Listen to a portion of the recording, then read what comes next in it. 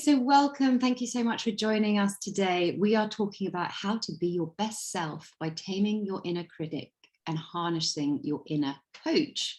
Not so easy to say today, apparently.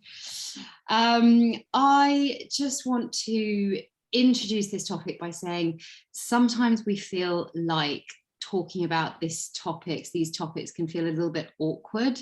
So we don't really, I'm just naming what I call the elephant in the Zoom. And so it's just to say, pretty much everyone experiences from time to time, but just to put it into practice, I'm going to ask 5 questions. Have you ever felt like you got to where you are by luck? Have you ever felt like you're a fraud and that you'd be found out? Have you ever felt like you didn't deserve the praise or recognition that you received? Have you ever hoped that no one would notice you in a meeting or ask you a question? So hide. And 5th question, have you ever felt like people don't know the real you? And just to help me out with that, just share in the chat if you answered yes to one or more of these questions. So I'm just going to open the chat window and just pop your yeses or nos in there for me. I'm going to say yes, to more than one. I've got a yes to all of them, lol. Yeah, you know what? I think at some point I probably have to. And this is just a quick poll. Yes to all, okay. Yes to most of them, right? Okay, so here we go. So here's my offering. As I said, everybody struggles with self-doubt and their beliefs from time to time. Some research shows that up to 80% of women and 30% of men struggle with imposter syndrome. Okay, so actually, instead of like hashtag awkward, can we just make this hashtag normal? Because we all struggle with this stuff.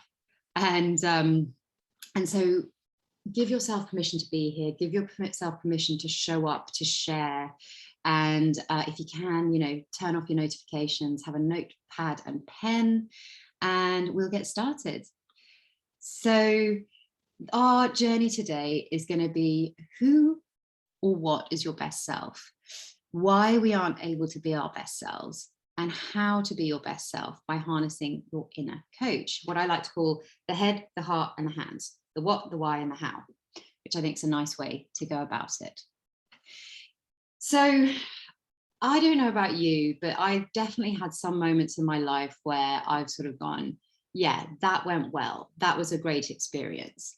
And so I would just love for you guys to tap into that for a moment. And I know some of you have been working with me for a while, so this might be maybe easier for you if you've done the work. So think of a moment when you felt your most confident or creative or committed or decisive or passionate or inspired in life or work.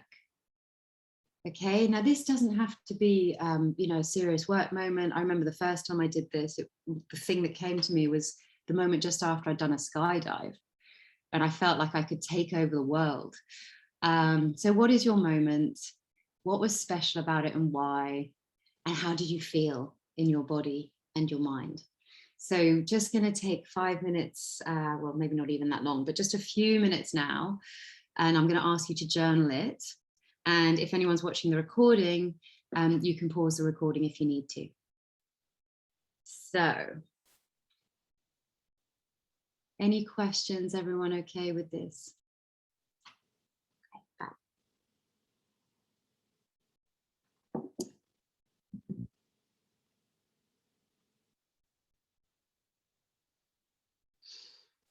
I will set my timer.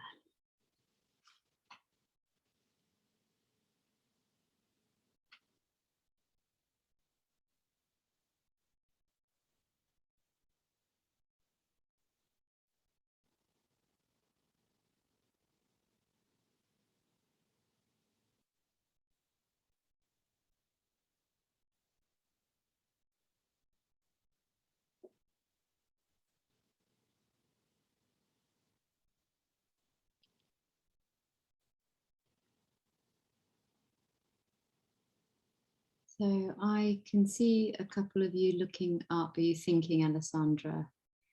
Are Yeah, you're thinking, okay. Is everyone able to find something, or are you struggling? You know, do let me know. You found something, Karen? Great. How about you, Jen? You okay?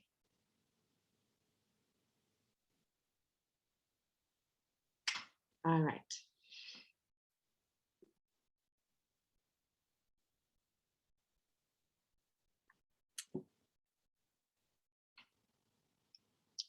I'm just going to give you another minute on this. So really tap into it. Try and really find a moment that felt really good. Could be several moments. Yeah, okay, great. So I'm going to continue because I think everyone has got something in mind now, and ask you to share with me the key words to describe your best self. Just what did you notice? How did you feel? And just pop them into the chat so we've got almost like a little word cloud coming up.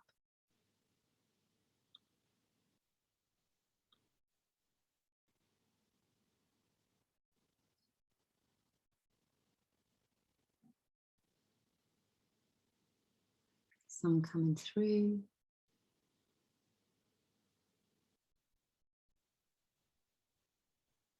Yeah, we got some accomplished, confident, lovely. Yeah, hyper-focused. It felt like anything was possible, very confident. Energy, passion, exploring, lovely. Yeah. And just really, you know, when you tap into those feelings and remember that, do you get that little lift? You know, we talked about this before around we can prime ourselves, and, you know, by connecting to these experiences and feelings, sometimes we get to relive a little bit and get that sort of that high. So that's fantastic. Thank you. So that is an example of you. You can be that person that is always available to you. And yet we're not always that person. So what stops us? What gets in the way? So if this is your best self, you know, whatever version that was of you, like, you know, having an awesome time, do you want to share with me some of the things? And if you want, you can come off mute and share it, or jump in the chat. What sort of things stop you from being that version of you?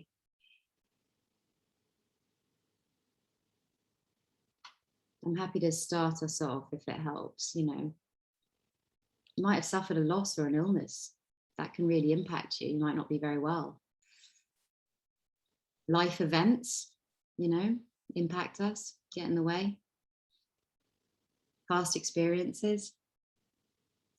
You know, sometimes we have a past experience and then we think that's the way it's always going to be going forwards. Yeah. Any others coming up for you?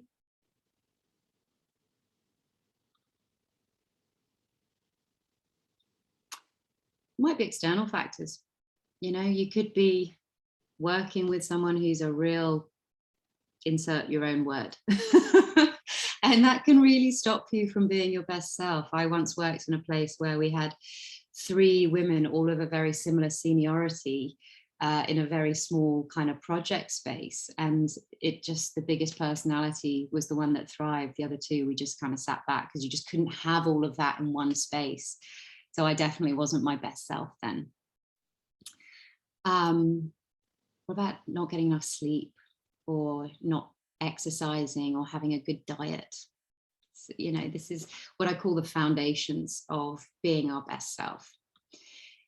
Our beliefs about what's possible for us, or the way the world's going to work.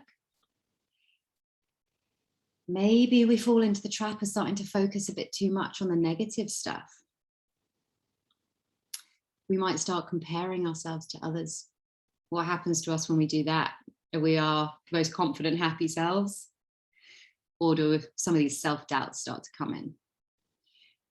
And a lack of confidence or self-esteem, you know, how easy is it to be your best self when you don't feel confident? Stress, it's a big one. I am not a good person when I am stressed. I am not my best self. I remember saying to my parents when they asked me to book a hotel room for them, and I was about 28 years old, and I'd never been so busy at work. And I just remember saying, like, I just can't do one more thing. and I was ready to sort of explode. And I think back now and think like it would have taken me 2 minutes to book a hotel room, but it felt like the camel that was going to break the back, as the straw that was breaking the camel's back. Okay, so you can see this big wall building up of things that get in the way. What about negative self-talk? That's a big one. So the good news is that we can control all these green ones, right? We can influence all of these. Unfortunately, life will happen. We'll have our past experiences. We can't control COVID coming along, and things like that. But all of these other ones we can control. But if we don't get a handle on these ones in green, it can lead to this sense of imposter syndrome, of not being good enough. And I just wanted to, talk to that for a minute. Because hopefully this is starting to, resonate a little bit, or you recognize some of this. So, just to clarify before we go on, what imposter syndrome is, right? So imposter syndrome essentially is the difference between how we see ourselves and how other people see us in the world. Other people seeing us as being really competent, but we don't see ourselves as good as others see us. It's that sense of feeling like a fraud, of waiting to be found out. And I remember at one point in my career, every time my boss rang me, I was sure he was going to fire me. I would pick up the phone thinking, this is it. Yeah, and I look back on that now and just think, my God, either I had a very guilty conscience because I wasn't doing any work, or I had really bad imposter syndrome. So I just want to read through some of the symptoms of imposter syndrome, and it'll be a little bit similar to the exercise we did at the beginning, but maybe just put a little tick in your notebook against the ones that you go, yeah, I got that. So the symptoms are self-doubt, not owning your competence and skills, saying your success is due to external factors or luck, fear that you won't live up to expectations. The fifth one is perfectionism or overachieving. Imposter syndrome happens a lot with high achievers, and that's because of this perfectionist driver. Because they don't feel good enough, they will drive themselves to work harder and harder. The sixth one is sabotaging your own success. You may not consciously do this, but it happens. How about setting challenging goals and feeling disappointed when you fall short of them? And then the last one is being very, very self-critical, having that negative self-talk. So there was 8 there. Feel free to share in the chat if you'd like to, how many you got out of 8. You don't have to, by the way, but it's just, I think it's just interesting. I think at some point or another, I've had probably, 7 or 8. Yeah, Jen. Okay, thank you for sharing. It's, but it's so common, right? This is not unusual. This is just, that's what's really shocking to me. And to that end, I thought I'd talk a little bit about who else has got imposter syndrome. So yeah, someone else has said most of them. Okay, so who else has got imposter syndrome? Tom Hanks, for goodness sake.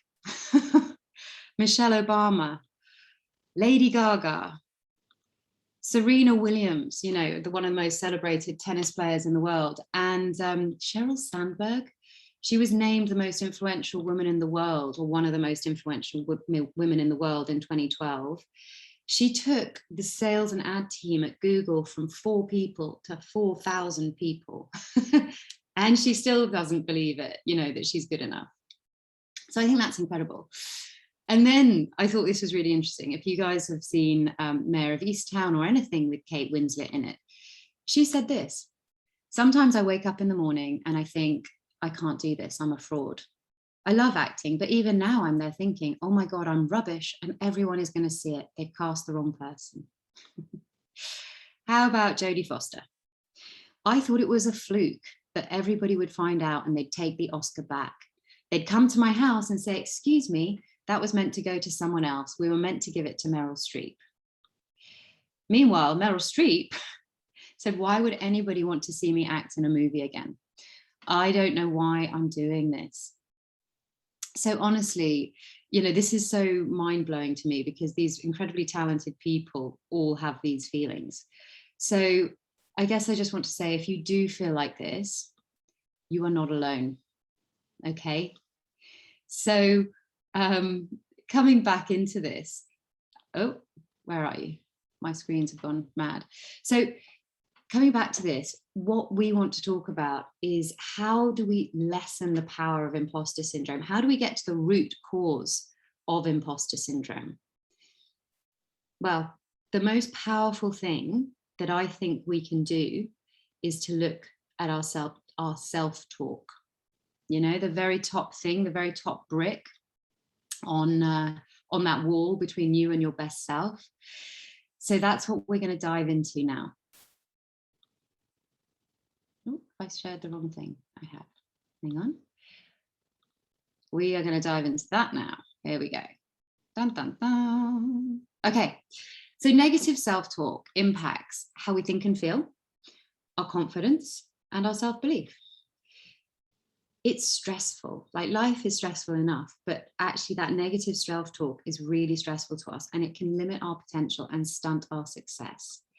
It leads to procrastination and feeling stuck. Imagine, like, the number of times you've thought of a solution, you know that you could do that, then that voice comes in. Are you sure? Are you really sure? Because, you know, last time you did that didn't go so well. And then you don't do it because you're scared, right? And you end up in that really stuck place. It leads to self-sabotage.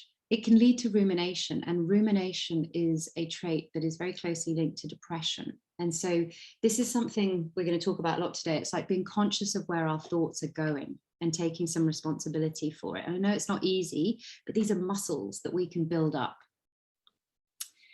And ultimately, negative self-talk powers imposter syndrome. Okay. So just want to check in with you now. How's your self-talk? Think about how you speak to yourself when you're under pressure, or if you've made a mistake, and ask yourself, would you ever speak to anyone else in the same way?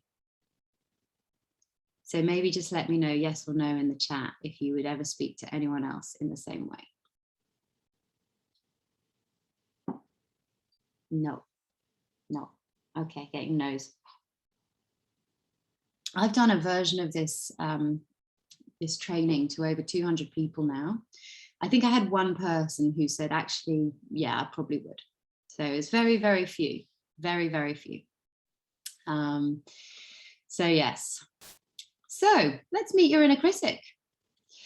Here's one version. Meet Anxiety Girl, able to jump to the single worst conclusion in a single bound. I would love to credit this person who created it. It's not mine, but someone did come up with this. I don't know how to identify them. But their mission is to protect you and to keep you safe. They actually have a good purpose, right? But in order to do that, they may exaggerate and catastrophize and tell you all the really bad things that are going to happen. And they want to make sure that you avoid taking any risks, and they want to make sure that you're successful at any cost. So you may have had a measure of success as a result of your inner critic. You know, and I think that's really important to acknowledge, because some people really struggle with loosening that inner critic voice. They go, well, actually, it's just me, and it's driven me to be very successful. It is you to a degree, but it's not necessarily the most healthy expression. Okay. So your inner critic isn't worried about being accurate. It is not a reflection of your reality, and it is not the voice of truth. Now, I've got a big arrow pointing to that last sentence, because when we can accept this and we can really just go, okay, I hear that voice and I know it's not the voice of truth, that's when you can be truly free. Okay. And I think this for me was really life-changing, because I used to think that all those negative thoughts were just facts. And when you know that they're not, they're just one of many flavors of thoughts you can have in a day, and you can get to let them go or choose other ones, it is really, really empowering. So I am curious, if you are thinking, any of you, it's just me, I'm just being realistic. Does anybody have that thought at all? A little bit, yeah, I'm seeing a couple of nods. Okay. So if you do feel like that, there is a possibility that your inner critic, your negative inner dialogue has been allowed to run rampant for too long. And you think about it in terms of neuroscience, the roads, the pathways you use more often, they get the fatty layers put around it. You get these sort of neural superhighways. So those are your habitual thought patterns. And so if your inner critic's been allowed to run rampant, those will be your strongest neural pathways, okay? But just ask yourself, how does this inner voice impact me? Any feelings of guilt, unworthiness, inadequacy, or shame are signs that your inner critic is running the show. Okay, so it's really important. There are different ways to achieve the same outcomes. There's the sort of inner mean girl who pushes you to a level of success or dictates your life because you won't do certain things.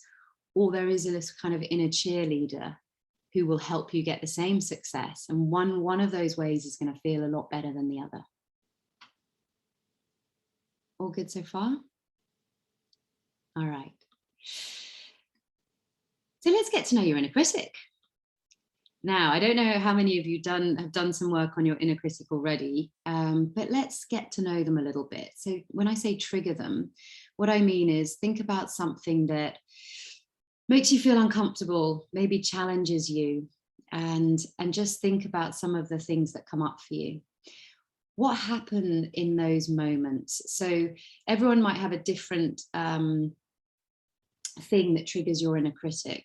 So for me, it might be, I don't know, it might be talking to a certain type of person, like someone of a really high seniority. You know, say I was going to go to the CEO of a company and pitch my coaching services. You know, I'd get a bit of, oh, I'm not sure.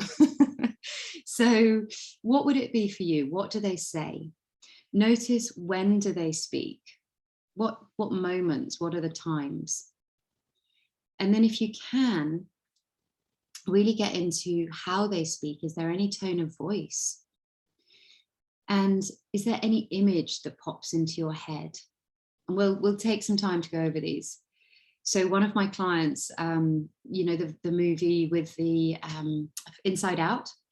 And so she was like, it's the blue character. She had a real tendency to go into, and this, I say this without judgment, but into victim mode and kind of poor me, right? And that was her inner critic. She's like, I really see it as this little blue sadness thing, which was really interesting. So maybe give them a name and have some fun with it. And just to also point out, quite often it might sound a little bit like a parent or a sort of senior figure in your life, and that's really normal. There's no judgment there. Okay. So if it helps, I can share mine. My inner critic, I have christened Grimmy, the Grim Reaper, because at 4 a.m. when I wake up, Grimmy comes in and oh my God, it's dark, right? Like any sunshine is gone. And I have these really, you know, it's just, there are horrible, horrible thoughts about how wrong things are going to go. But as soon as I realize it's Grimmy, I then go, okay, well, it's not real. So there you go. There's one to start you off. So I'm going to stop talking and give you a moment to do this and ask me any questions. You can always unmute and talk to me.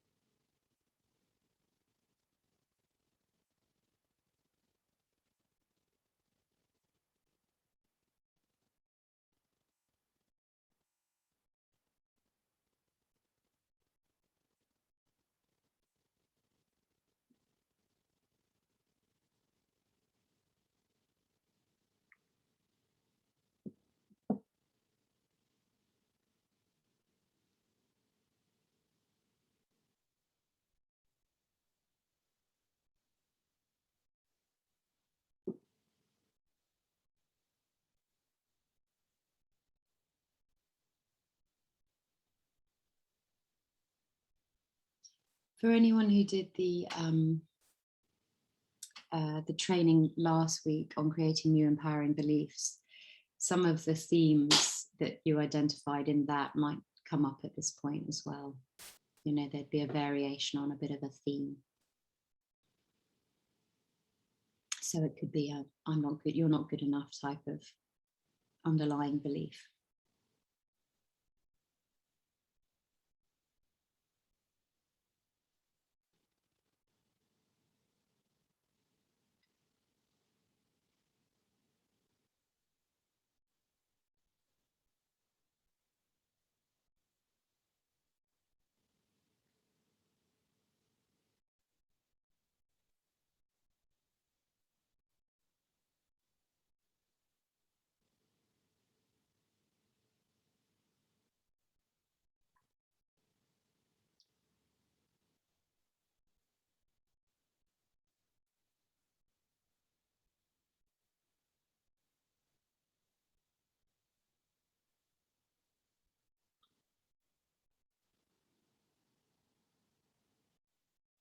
Oh, this is a lovely one. My image is of an adult character in Roald Dahl story. Yes, closed-minded, nagging, physically skinny, angry looking. And is that the kind of Quentin Blake drawings? Sort of really pointed and pinched. Yeah.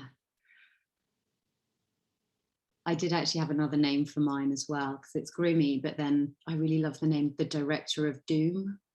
I'm actually going to create a cartoon series. So the Director of Doom is my other inner critic. Were you going to say something, Karen?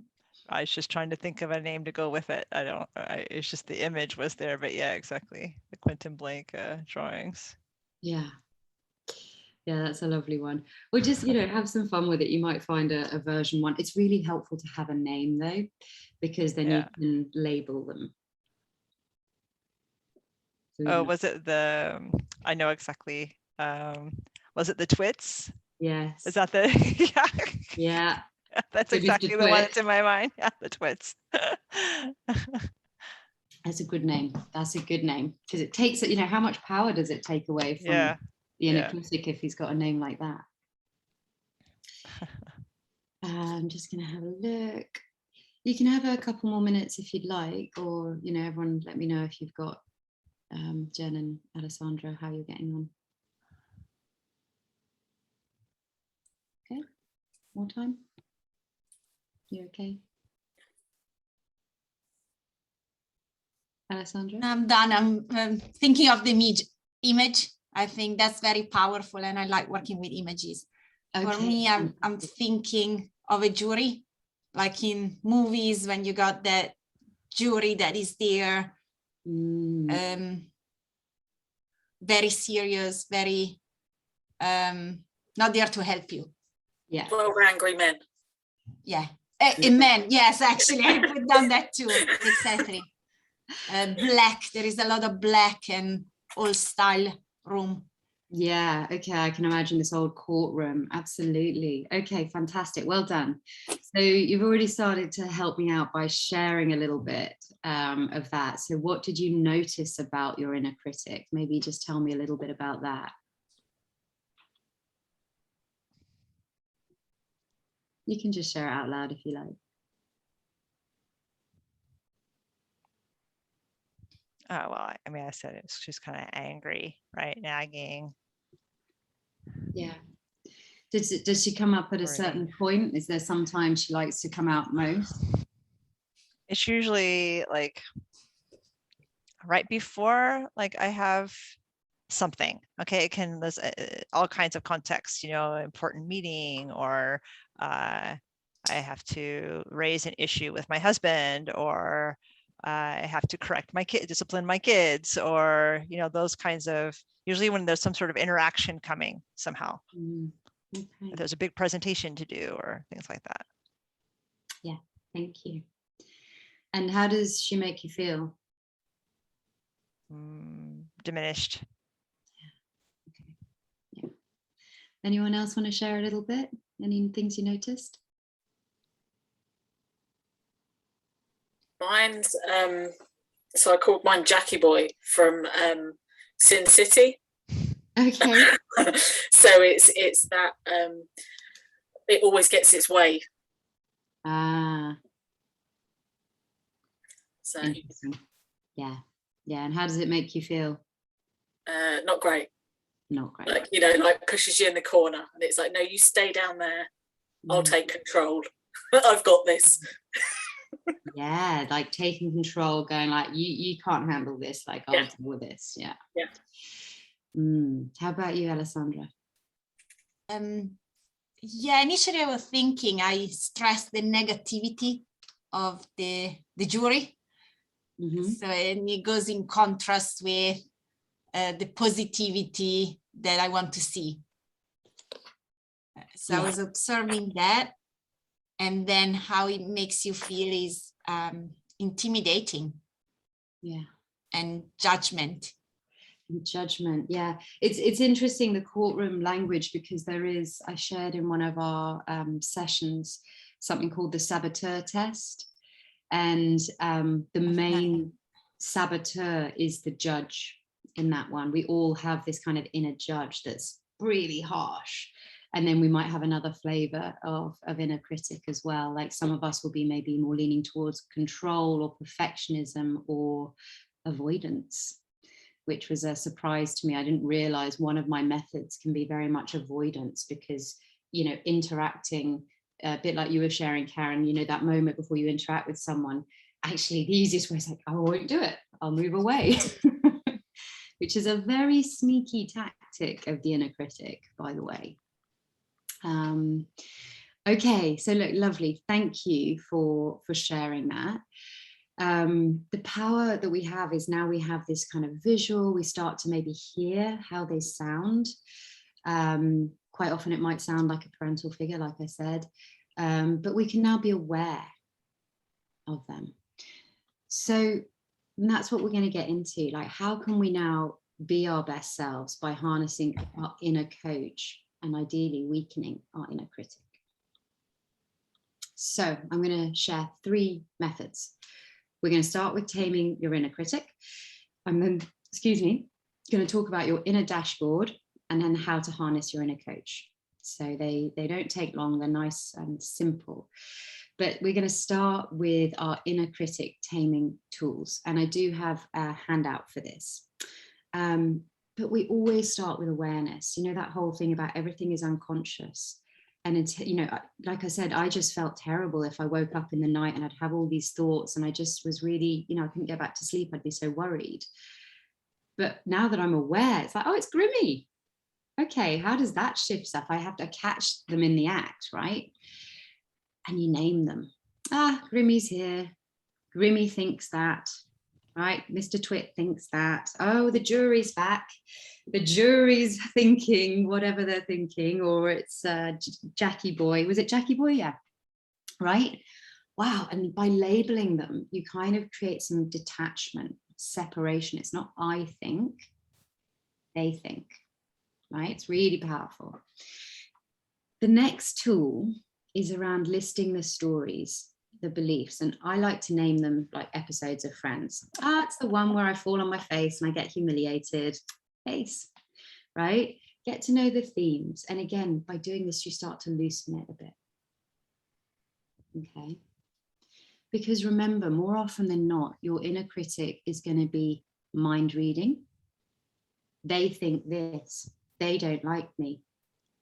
You don't know that. This is going to go wrong. Again, we're not psychic. Well, if you are, we need to have another chat. But, so it's actually quite funny. So really do find the humor in it. Is there anything ridiculous about what they're saying?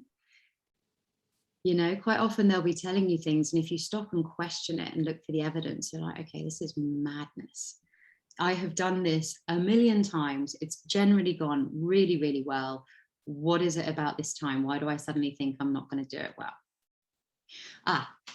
This is one of my favorites. So, that 4 a.m. or 3 a.m., whatever time you wake up in the night and your brain is going and, Grimmy's there and telling you all this stuff. Just picture a giant volume dial and just try turning the volume down till they're just completely silent. Let them disappear. And there's different types of visualization. Maybe you're sitting down to do a piece of work, or you want to plan something and they're just there, right? You can, one of the techniques can be like you visualize marching them to the door and pushing them out the door. You can physically like act it out, close the door, sit down and do some work. Okay. The thing is, they will always come back. We're not trying to kill them. So we want to be compassionate. Their motives are to keep us safe. So we want to tame them and not destroy them, because you're going to keep growing and evolving and stepping into your authentic power, where you're going to be taking maybe some risks. You're going to grow. You're stepping out of your comfort zone. And your inner critic is going to go with you and they'll evolve with you. But you just have to build up a different muscle and not let them run the show. Okay, so those are just 5 of the tools that you can use. I'm going to email after this these 10 tools to tame your inner critic. So it covers a lot of what we talked about, and then there's a couple of other techniques as well. So find the one that works for you. Like I said, the volume dial for me was great, because, you know, once you know that it's just that accompanying voice that we've had for years and it's not true, wow, turn the volume down, go back to sleep. It's brilliant. Okay, so if everyone's cool with that, we'll go on to your inner dashboard. So the inner dashboard, this is really about how your emotions can guide you to be your best self. And we've touched on this a little bit already, but as you would with your car fuel gauges or heat gauge, you know, what would you do if you saw your fuel gauge on empty? Keep driving the car? Hopefully not. You're gonna stop moving. You're gonna burn out. You know, run out of steam. Similarly, if the heat gauge hits the red, if you keep driving, it's gonna blow up, right? You know, so you have these gauges that tell you you need to take some action, right? And so we also have our inner dashboard. And again, I've got a handout on this. So what you want to do is tune in to your emotions, right? And your red emotions on your dashboard are, I feel really afraid. I feel really unworthy. I feel shame. I feel guilt. I feel really angry or stressed, right? These emotions are not wrong or bad. We've been taught to think that anger is bad. Anger is great. Anger tells you someone has like crossed one of your core values, you know, or you just don't feel validated, or whatever the right language is, right? It's not wrong, but very much like the temperature gauge, if you stay angry, that's not good. Okay, they're there to prompt you to take action. Feeling guilty because you haven't spent enough time with your kids, feeling guilty does you no good. As a little prompt for you to take action, actually really helpful. Okay, so we want to learn to shift back to the green, where we might feel excitement, where we feel worthy, where we feel compassion, where we feel curious, and we feel calm, and all those other emotions that when you think about those feelings, we feel those feelings, they feel pretty good. Okay, and your kind of gateway through from one to the other is generally curiosity. Will always really help. Get curious.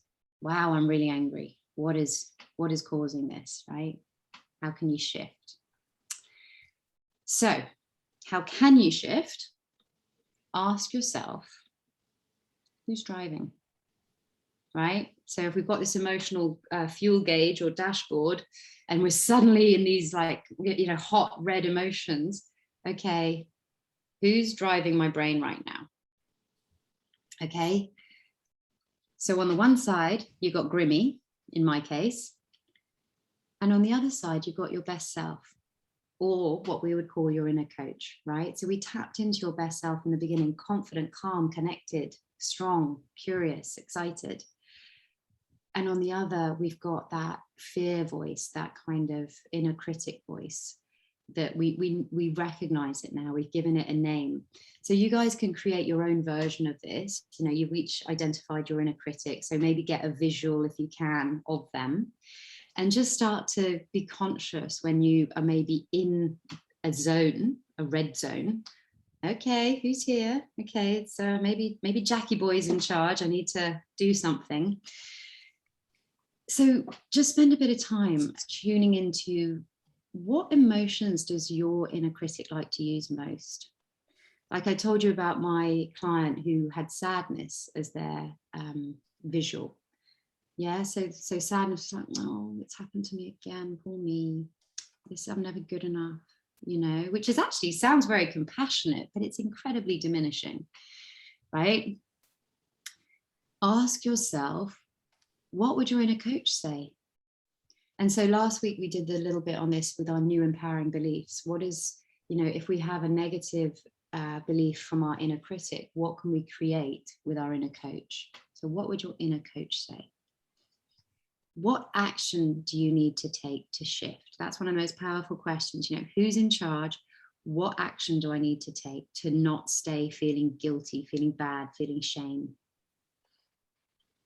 And the first question is, am I hungry, thirsty, or tired or stressed? Okay, because genuinely a lot of things can be resolved with a good night's sleep, a warm meal, a glass of water. It's we are essentially like toddlers. And then this is the third part, and this is if any of you have read Tara Moore's book Playing Big, I really recommend it. She has a whole section on her. She calls it your inner mentor. And so your inner coach, you'll know it's your inner coach because they'll ask curious questions. And this is your inner dialogue, right? Going, okay, I wonder how I can solve this. Something goes wrong and maybe, you know, you're looking for evidence. Go, okay, well, is this true? Open to complexity. This is not easy to solve, but let's get into it. It's forward looking, it's optimistic, it's looking for solutions rather than catastrophizing. The tone will tend to be calm. There'll be a sense of self-supporting. And ultimately, your dashboard, you'll feel open, calm, curious, focused, okay, all your green emotions. And then on the inner critic side, they will state facts. This has all gone to hell. It's ruined. It's never going to work. There's no evidence. It'll often be faintly ridiculous, remember. It'll be very black and white thinking, all or nothing, good or bad, right? So it's repetitive as well. We'll have that thought loop again and again. And it's pessimistic. Focuses on problems and lack. There'll be a more anxious tone, more self-critical. And it's that contracted, you know, like almost I can feel it as I talk about it in the pit of my stomach, you know, feeling guilty, unworthy, inadequate, or shame. Right? So those are your clues. So really, again, we talked last week about body wisdom and going, oh my God, okay, if you're feeling anxious or scared or shame or unworthy, just, you know, pausing and going, what am I thinking about that's causing me to feel this way? Who's in charge? Okay, how can I shift? So the final little tool to share is, you know, this little technique called ARA, A-R-A, okay? And we're going to do our ARA plan together in a minute. So the first A is awareness, always awareness. The second piece is the R, taking responsibility.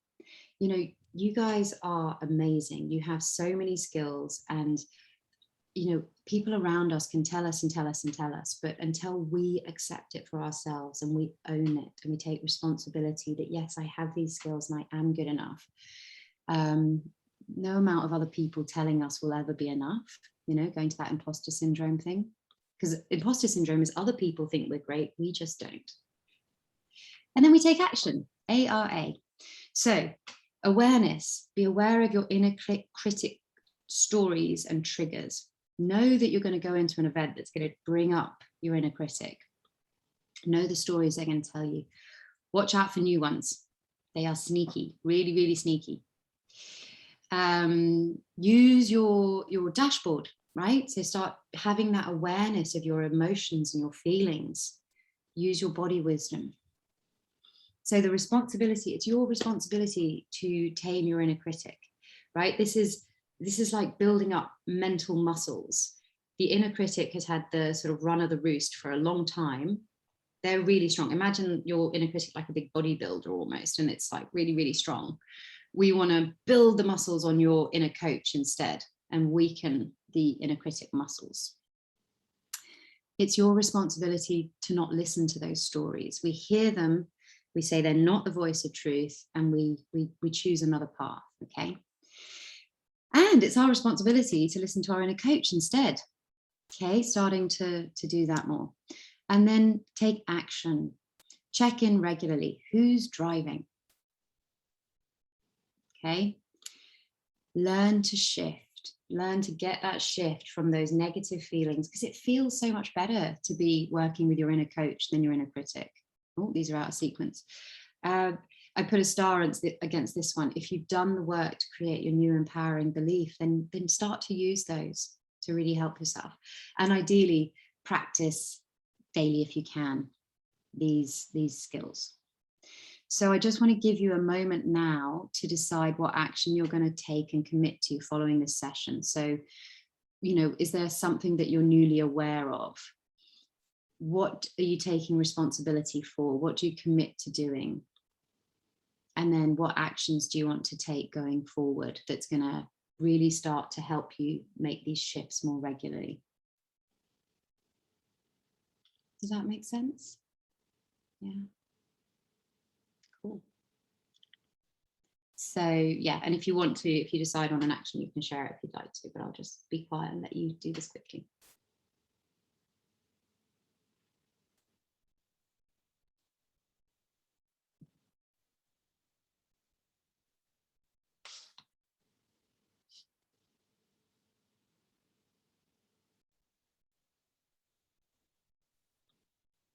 Charlie, can you go back to the previous slide with the definitions?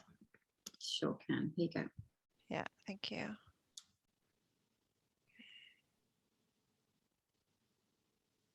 So the awareness part might be, I'm now aware my inner critic likes to show up in these times.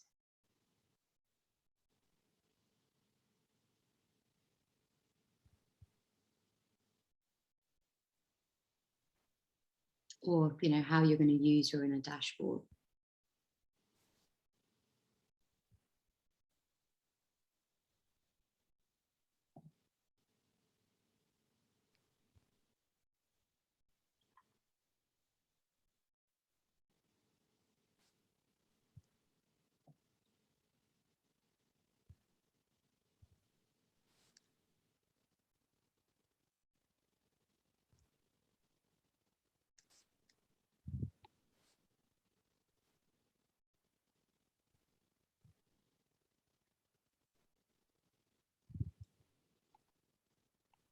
Charlie, I wanted to say that, you know, I shared in the Facebook group about my interview earlier today. And I think that having gone through the work and having kind of put words to paper around the strengths and values and achievements, that gave, if I'm going to use our vocabulary, that gave the inner coach vocabulary to use to counteract the power of the inner critic. Inner critic is very professional, you know, and having all that so surface and so close to my mind really helped to keep me confident and calm going into the interview and during the interview itself. Yes, thank you. So I already see how that's so powerful. Yes, thank you. You've made a really important point that I actually talked about. I think I sent you the email, you know, asking people, what are your super strengths? Hello, inner critic. I don't have super strengths. Oh my God, that's embarrassing. You know, all those things. Yeah. Whereas if we do the work, we're like, actually, no, I'm really good at this. Mm. Yeah, you're right. There's your inner coach right there. Yeah. Yeah, super good. Wow, that's great. Thank you. Thank you for sharing that. Anyone else got any things they'd like to share at this point, or things you've noticed, or even one action you'd like to take away as a result of this? Is anything sort of, or if you like, to say anything that struck you from today? What's the main thing you're taking away from today? Well, I cannot see the others, I'll just talk. But for me, it's really the visualization as a technique. visualizing the judge, or even the volume, is that little thing that I think is going to help me going forward. Great, thank you. And then I really like the empowering belief. I really enjoyed the session last week. I think it's great. It's a great tool to change the pair of glasses again to visualization. Yes, absolutely. And now when you use these two together, you know, you've got this awareness. The inner critic's always going to try and you know, keep you safe, and then you can use your new empowering belief to sort of switch you over, switch tracks. And Jen, anything for you? Anything you're taking away from today? Yeah, so I kind of got this kind of vision in my head of, it's not just Jackie Boy. There's several different inner critics, you know, depending on what the situation is. Jackie Boy is probably the most, I want to say powerful, but the one that kind of takes charge of it. But I kind of just had this vision of in the movie Split, where he's got all the split personalities, and only one of them can have the light at any one time. Right. So it's kind of like so I can check in with who's got the light, and then what action can I take that's gonna placate that inner critic. Yeah, nice. And actually I'll share, there's one, if you guys can hold on for a couple more minutes, there's a technique called the inner boardroom. So it sounds like you've almost got an inner boardroom, and then you just got to ask yourself, like, who's got a seat at the table? You know, when you go to make a decision, whose opinions are you considering? And sometimes these are very healthy. It might be a partner, it might be a parent. It just depends whether it's helpful or it's another version of the inner critic. And then the reverse of that is like, who would you like to have a seat at your boardroom? And maybe, you know, you can call on your own inner mentor, your inner coach, but maybe there's someone who you really admire and you give them a seat and you go, well, what would they say in this situation? Sometimes that's a really nice way to open it up a bit. Yeah. Now I've added just one thing because I love this. And have you guys heard the tale of two wolves? Yeah. So this is an old Cherokee tale. So this old Cherokee is teaching his grandson about life. And he says, there's a fight going on inside me, to the boy. It's a terrible fight, and it's between two wolves. One is evil. He is angry, envy, sorrow, regret, greed, arrogance, self-pity, guilt, resentment, inferiority, lies, false pride, superiority, and ego. He continued, the other is good. He is joy, peace, love, hope, serenity, humility, kindness, benevolence, empathy, curiosity, generosity, truth, compassion, and faith. The same fight is going on inside every other person too. The grandson thought about it for a minute, then he asked his grandfather, which wolf will win? And the old Cherokee simply replied, the one you feed. And I think I wanted to share that because it's just another way of looking at what we're talking about, our emotional dashboard, and the power of making that switch and feeding your inner coach, feeding those good emotions. Those negative ones don't serve you. They serve you just as a prompt. What action can you take and how can you switch into your positive energies? So thank you very much. That has been our journey today. What is your best self? Why aren't we able to be our best selves, and how to harness your best self and your inner coach. So thank you so much for joining me. This is where you can follow me if you aren't already. And yeah, we can go to any questions if there are any. And I'm going to pause the recording.